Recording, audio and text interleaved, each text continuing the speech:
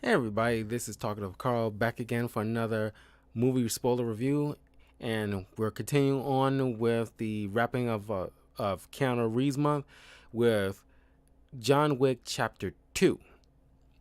And check out my previous video of the spoiler review for John Wick Part 1 and my thoughts on that. And don't forget to leave a like, comment, subscribe, all the good stuff to the links in the description below. Now, just to kick things off right away, after the events of the first film, John begins his search for his car, which Yusuf in the previous film took. And since Aurelio, played by John Leguizamo, didn't want the car in his shop, which, come to think of it, which I should have mentioned in my previous video, should have kept at least so John can come pick it up. But that's neither here nor there. He goes to the shop owned by Vigo's brother, who is played by Peter Stillmore, Abram Tarasov, and of course, Peter Stillmore played the devil in Constantine, who also was played by Keanu Reeves. So it's nice to see these two again. There's a lot like people who worked with Keanu Reeves before making certain comebacks in some shape or form in these John Wick films, which makes this a whole lot more fun. So John comes in, finds his car. As he's trying to get out of it, out of the chop shop with the car, a battle ensues between the criminals at the chop shop, and John, of course, takes them all out, but at the same time kind of wrecks his car, which, if you want the specifics, this car is a Ford Mustang Mach 1.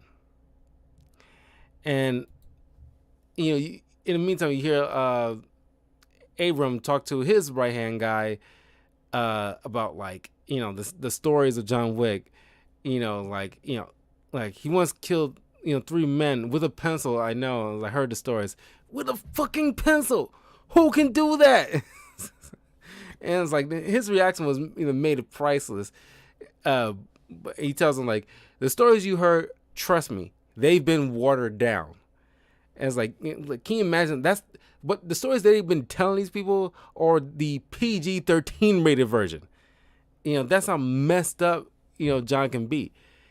So he comes into Abram's office, pretty much like the last living member of the Tarasov family and crime organization, and he pours, him and himself and Abram a drink, and offers peace in exchange for not killing this guy, and he agrees, knowing full well he has no hope against him.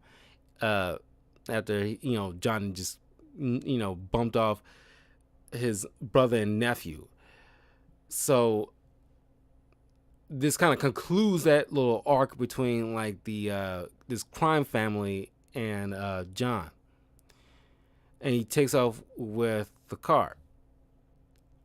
Now, thinking everything's all squared away, Abraham John Leguizamo's character again. Aurelio. I'm blanking on it that fast. Aurelio agrees to fix up John's car again, but in the meantime, John gets paid a visit by this crime boss, Kimura crime boss named Santino D'Antonio, played by Ricardo Scamera.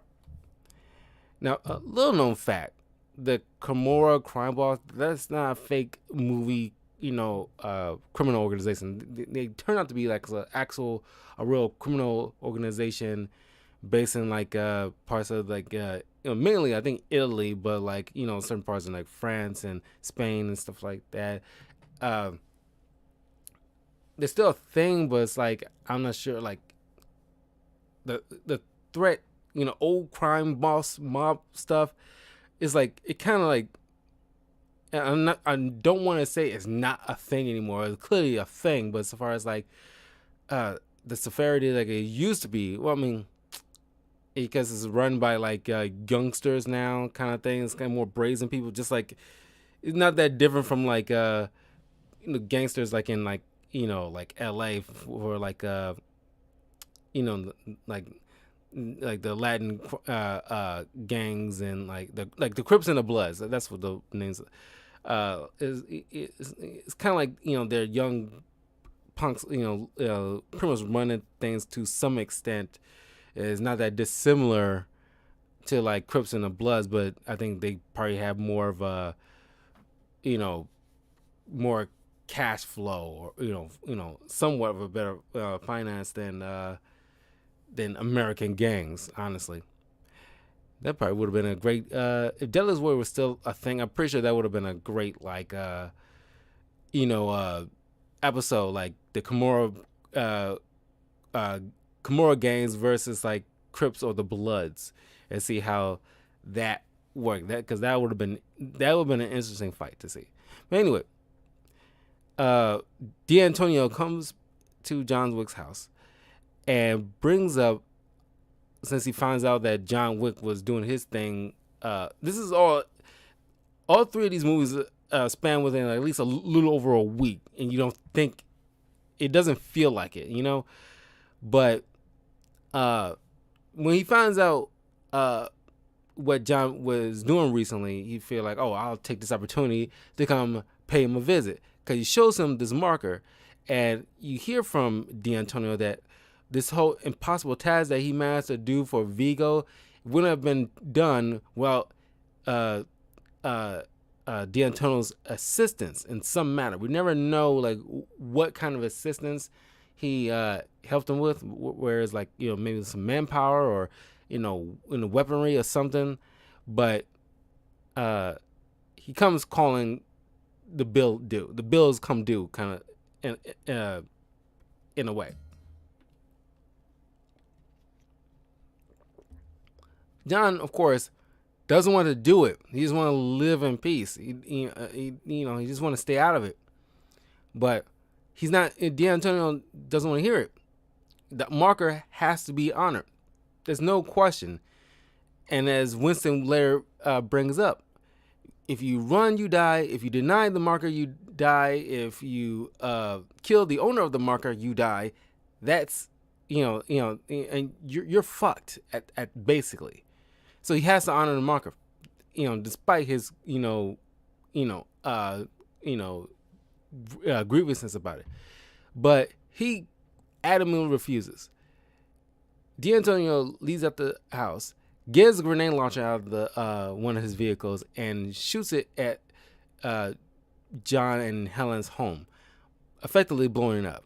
And when I was watching this in the theater, because I was so psyched to see this in the theater, I was worried about that dog, because the new dog he has, I'm thinking like, oh God, please don't because he can't kill the dog a second time. But no, the dog is fine, thank God. And I'm not even like a dog person, but like I don't want to see like animals get hurt. Instead of if they're fucking bugs. So John, obviously furious, goes to the New York Continental, leaves the dog with Chirion to look after. He doesn't even name the dog. He just calls the dog Dog.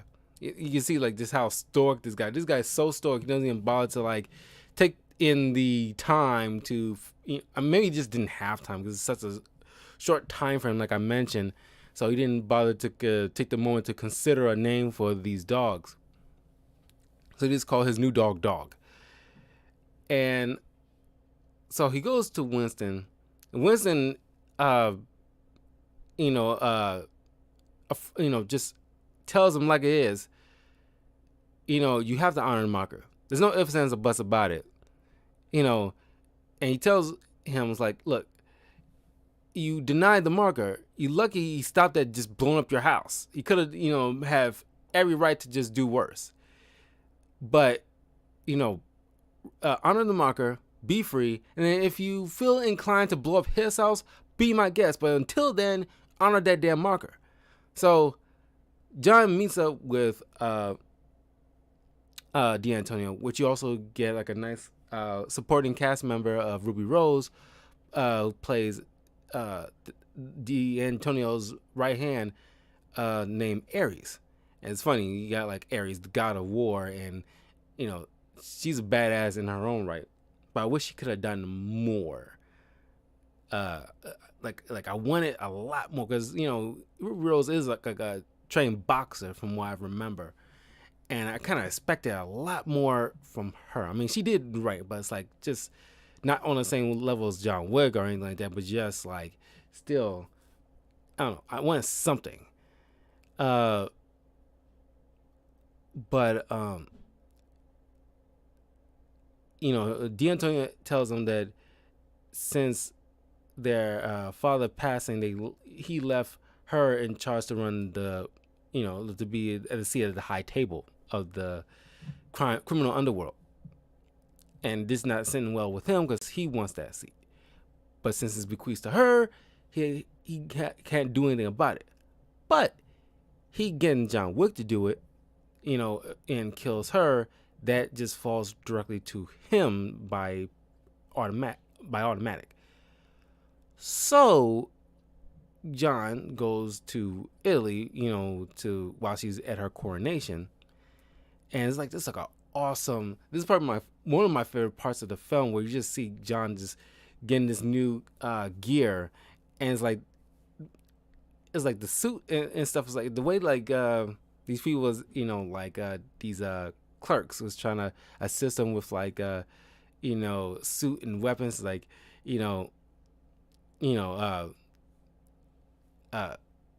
like the guy with the guns is probably my favorite part, honestly. It's like look for something bold, robust, bold. May I recommend the Benelli M4? And it's like great handling, grip, so in case your hands get wet. And it's like, what do you recommend for dessert? Dessert, our finest cutlery. And you see all these knives, and it's like the entire scene is just fun. Just the insinuation of like just using, was it double entendres or innuendos just to describe like these kind of things. This is fun. I love that part. So he gets like a map blueprint of these catacombs that lead towards this coronation, where there's like this rock band playing. John infiltrates, sneaks in, and meets D'Antonio's sister, named Gianna, played by Claudia Guarini. And she, knowing that, like, okay, the boogeyman has come for her, and there's little I can do about it. And she, asks him, like, why'd you come to kill me? And it's like, it was a marker. Your brother wants me to come kill you. And she knew, it was like, this motherfucker. And then she asked him about, like, the person he got the life for, like the name of the girl is like, Helen. And it's like the way she said Helen in response is like very condescending. Oh, Helen. It's like I would have gotten under my skin. But knowing, her fate has been sealed automatically, she just says like, I'm gonna go out on my own terms, pretty much. So she takes like some hairpins that's got razors, like kind of blades on the end, and cuts her wrist. Now, if you saw my spoiler review of Constantine, it kind of reminds me of what like Peter Stamore's character Lucifer mentions about when John cut his wrist just to, die or come near death just to get him to summon the devil to come claim his soul to talk with this guy. And John trying to light a cigarette, but he can't like function because it's like cut his wrist, and like there's the nerve ending is like he mentioned, it goes out the window. He can't really connect and do the digits right. And she managed to like slit her wrist with both, like with both hands. Even like she slit her wrist on her left hand, or at least it started on the right hand, and then she takes her right hand and does the same thing. And like she should not be able to hold after that point, the thing in her right hand after she cut the tendons at this point. But anyway, so she goes into this like little bath that's already laid out and decides to just like pass out and just come what may, because he's dead either way.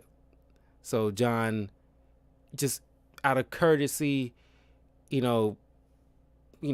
grabs her hand to like, hold it, but also, causes more blood loss through the wound so she can just pass out from the blood loss, so she wouldn't have to at least feel the bullet as he finishes the job, so he can actually honor the marker,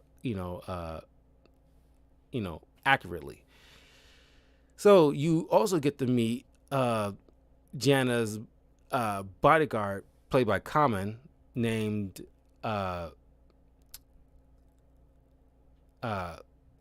Cassian.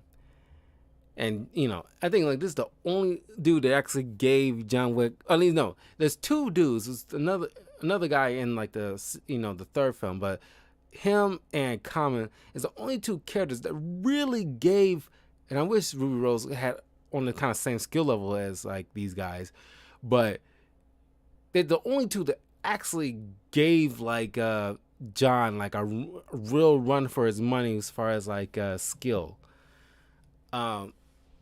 Because they really make John work for it. And it's like a shootout, because John has to shoot his way out just to get to the catacombs, because that's where he laid out all these other extra weapons just in case.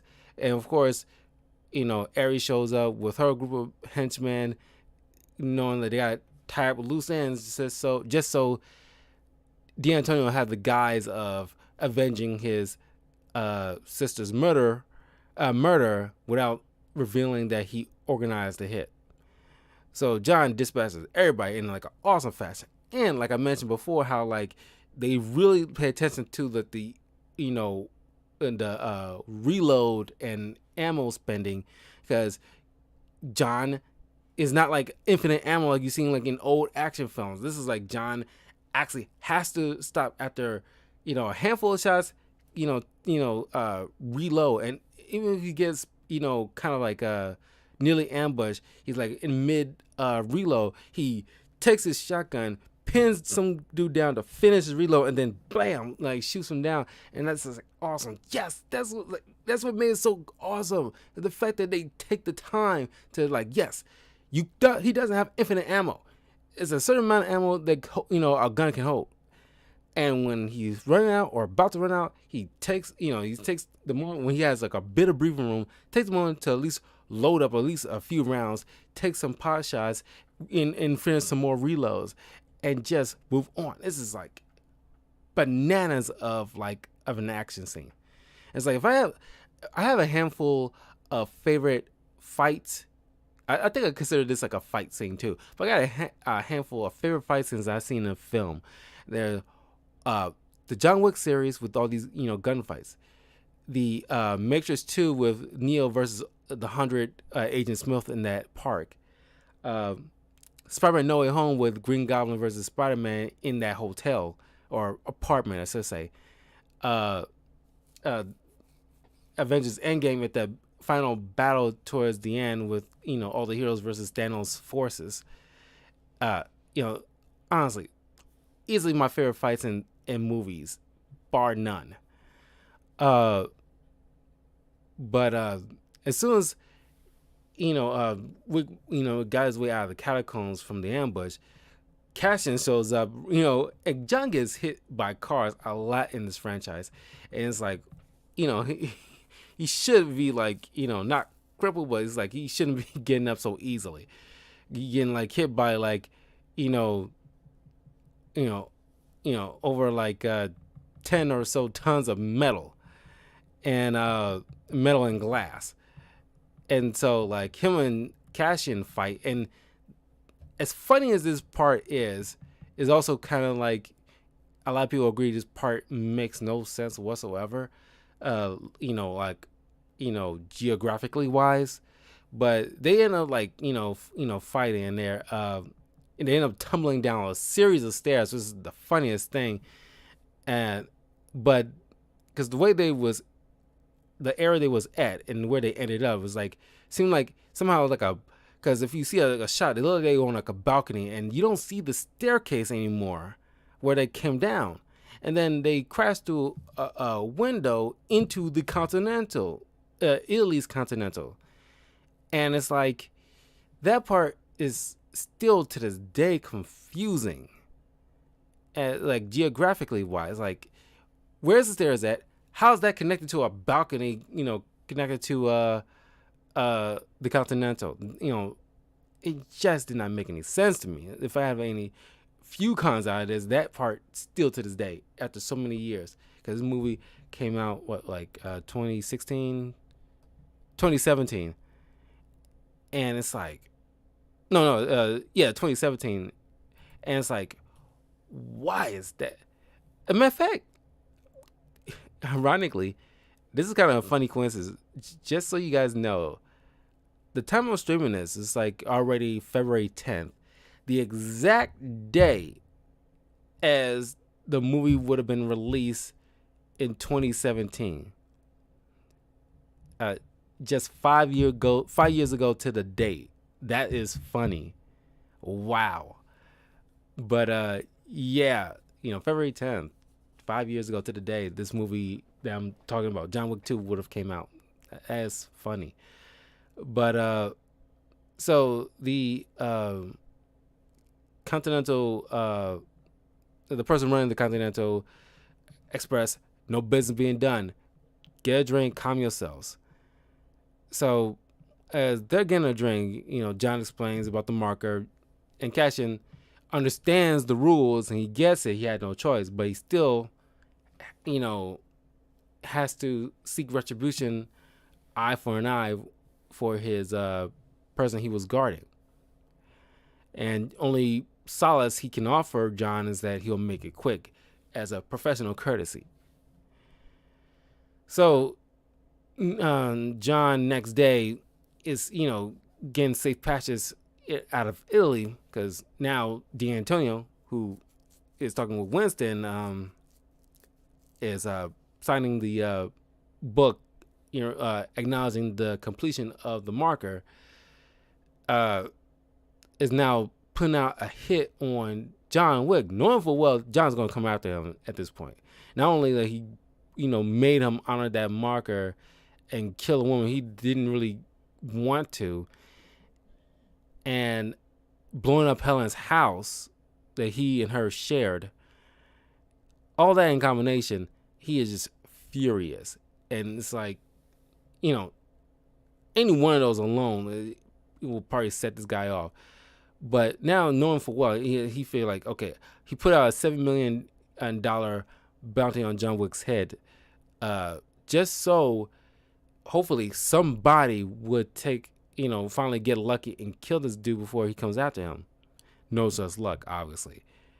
So as he's heading back to New York, in the meantime, he's like getting attacked by all these assassins, like one sumo guy, which is like funny as hell, and this one with like a violin with like a hidden gun, and he snaps her neck. And then you get to finally see the whole pencil action that was always been told to us, but we never got the chance to see him actually pull it off. Two of these Asian dudes trying to ambush John, and John takes a pencil and just jam it through their freaking faces, and it can get pretty. It's not gory, but it's still like, what? Because it's not like a horror movie where blood gushing or anything like that. It's just right in my blood, just to emphasize that this is, this is like he is fucking like just jamming it in there. But then going to this like subway station, Cassian's trying to like him and Cassian taking like pot shots at each other using their silencers, and of course John's bleeding like crazy, but nobody's like all this stuff barely at least half the time the bystanders are not acknowledged. This may be New York, and New York people have like a reputation of like, oh, it's just New York time in New York. It's like weird shit happens, and it's like they completely ignore it without. This is completely different. There's people dropping dead, and there's blood, like a good puddle, and you're not, half y'all are not acknowledging it. But John and Cassian like fight inside a train once it gets clear enough so they can actually try to use their knives on each other. But John gets up hand, puts the blade in Cassian's aorta, informing him like, if you pull this out, you will die. Consider this a professional courtesy, and walks away. And assuming Cassian might still be alive, he didn't technically die, so you might see him in chapter 4 in the future, hopefully so. Then John's still getting pursued, and he's getting tired, and he's don't have any weapons left, and he needs like take some time to recuperate so he can get back to business. He goes to this bum, gives him these coins that they use for like exchange of services, and wants to speak to the Bowery King. It's like king of the homeless kind of guy. So they take him to the Bowery King, played by Lawrence Fishburne, and I swear when I went to see this in the theater, and I think a lot of people in the theater probably heard the same thing and thought the same thing as I'm listening to the dialogue. It is like the way the conversations start off, whereas like the Bowery King mentions like me and John met a long time ago when I was just a pawn in the game, and it's like it's just that at a certain point in the dialogue you get the feeling that it's like this could easily been like Morpheus and Neo just reconnecting and just having a conversation, because it's like a conversation they probably would have had in the Matrix, and they bring it into John Wick, and it's just like it was funny to me. It's like as I still recall it in my brain. My thought was like, is they talking about the Matrix? It's like like what's this dialogue? And then until like you hear like a switch up as they talking about the actual film, but it's like man, it's like that can easily be like lifted from the Matrix. But anyway, John asks the Bowery King for assistance or passage to find D'Antonio so he can take him out, and he tells him like D'Antonio will get to see the table, and he's planning on like a pretty much like a takeover of New York, and he eventually will get to them, and it's gonna be a problem for them in the future. And if you try to take him out, all heads will roll with your organization. But if I do it, they'll just come after me, and obviously, John will stand a better chance, given his reputation. So the Bowery King assisted him, and give him only one gun with 7 rounds. 7 rounds, like 1 round per $1 million bounty on his head. And of course, he used it to his effectiveness when he got to D'Antonio at his little gala. Now, this is not like the Deadpool movie where it's like he counting all his 7 bullets and just taking out just people with per bullet in a single shot. But no, he runs up bullets pretty fast, and then he takes the bad guys' guns to use whatever ammo they have in their weaponry to take out other guys, and then move on to other weapons. And it's just fun. It's like, yeah, it's realistically, if you living on ammo, you'll probably pick up spare guns that's lying around for you to use. which he does effectively, and catches up to D'Antonio at this like Hall of Mirrors thing. Very reminiscent to like the Enter the Dragon. I think it was Enter the Dragon with Bruce Lee. Well, he's Hall of Mirrors, and Ares catches up with her guys, and they start attacking John. John gets up hand, takes them all out, including Ares. Which, like I said, I wish I gotten more from her, given the fact that Ruby Rose is like a huge star, and I expected, like, the writers giving her character more of like a substantial kind of, like, at least up on the level of Cassian, but it kind, I don't want to say it's underwhelming, but I did expect it more from her. But she gets taken out.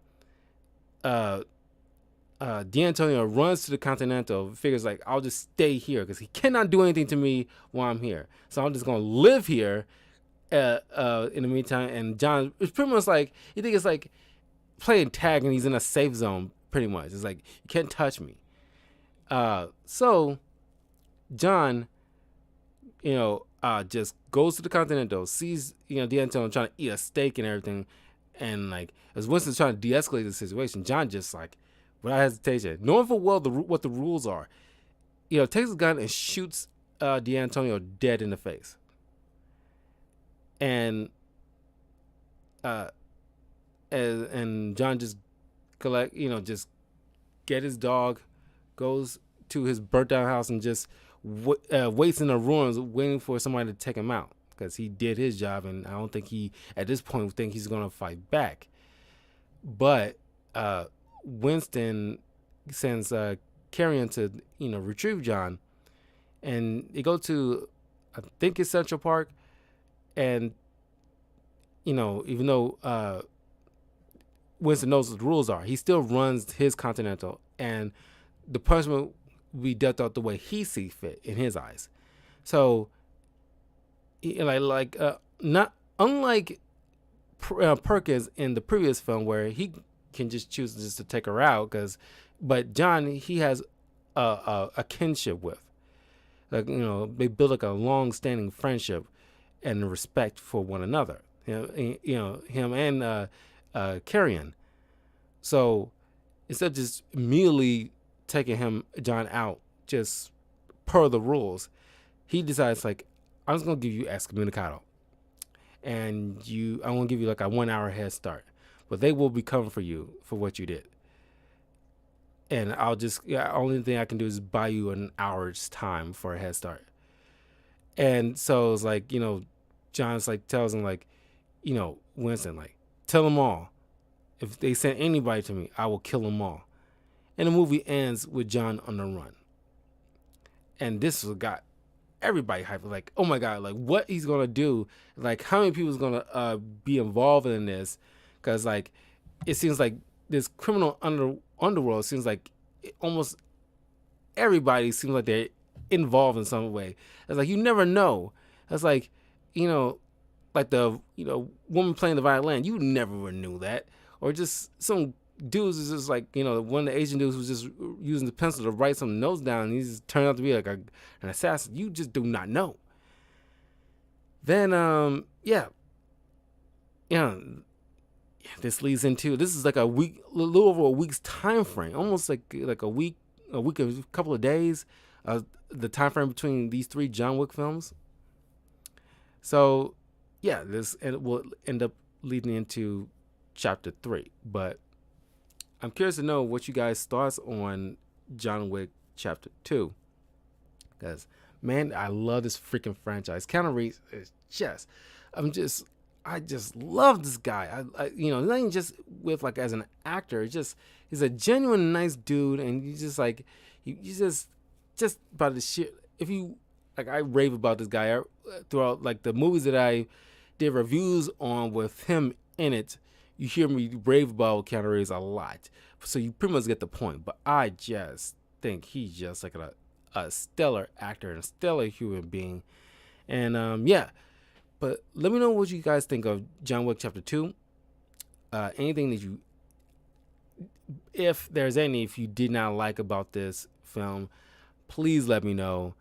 And I will see you guys in a little bit with the final movie for the Keanu Reeves month, uh, John Wick Chapter 3, Parabellum. So I will see you guys in a little